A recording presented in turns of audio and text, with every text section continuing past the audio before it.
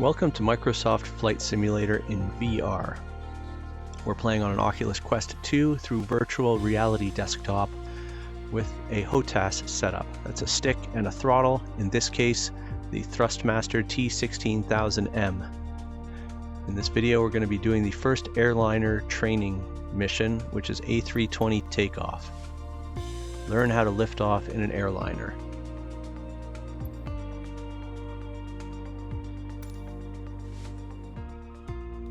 If you enjoy the content, please like, follow, subscribe. All that good stuff is appreciated.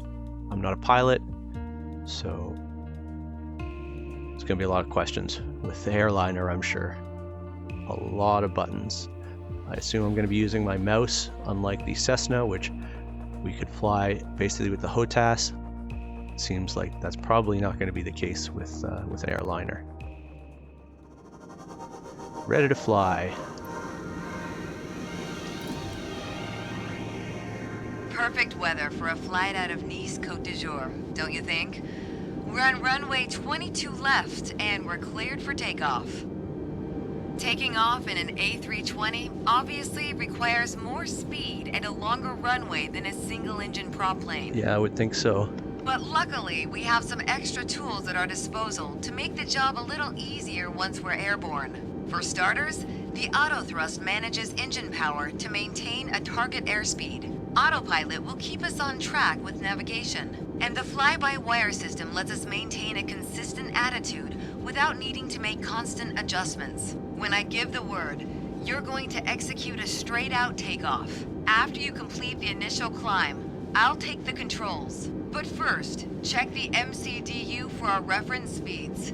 I already typed in today's numbers. The rotation speed, VR, is 131 knots. I'll call out when we reach it.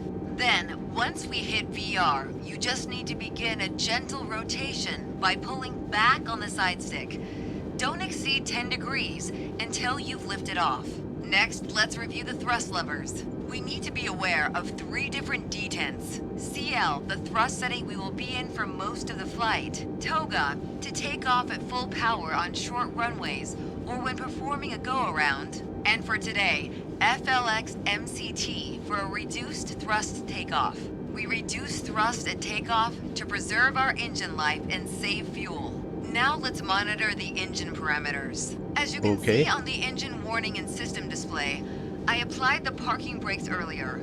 Whenever you're ready to take off, go ahead and remove them. So that's the parking brake there. I don't really see where it's... Oh, does that say front brake? Okay, we're ready to go. All right. Apply half forward side stick. Then move both thrust levers gently forward to 50% N1. I don't know what half forward side stick is, but... Whoa. Then move them to the flex detent. Okay, now right the auto thrust is armed. Use the rudder to keep us on the center line.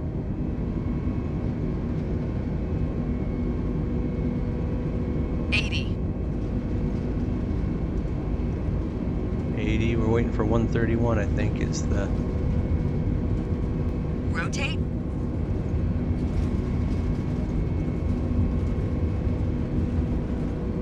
Whoa, we're up.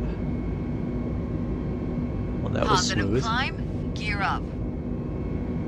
Gear up is 2. Engage autopilot. Autopilot is a button that we're going to need our mouse for. Autopilot can either be engaged 5 seconds or 100 feet after takeoff to manage heading and altitude. The FMA is showing lever climb, which means we've reached thrust reduction altitude. Adjust the thrust levers to climb detent. There we go. Now we're in the climb detent. Auto thrust is active and will manage airspeed by adjusting the power. Now At just S relax. Speed, retract flaps to 0. Disarm ground spoilers. Disarm spoilers. I guess we're gonna use the mouse for that because I don't see a button recommendation. I have the controls. Nice work. That was a smooth takeoff. Sweet. there you have it. It's the first airliner training mission. Thanks for watching. Catch you next time.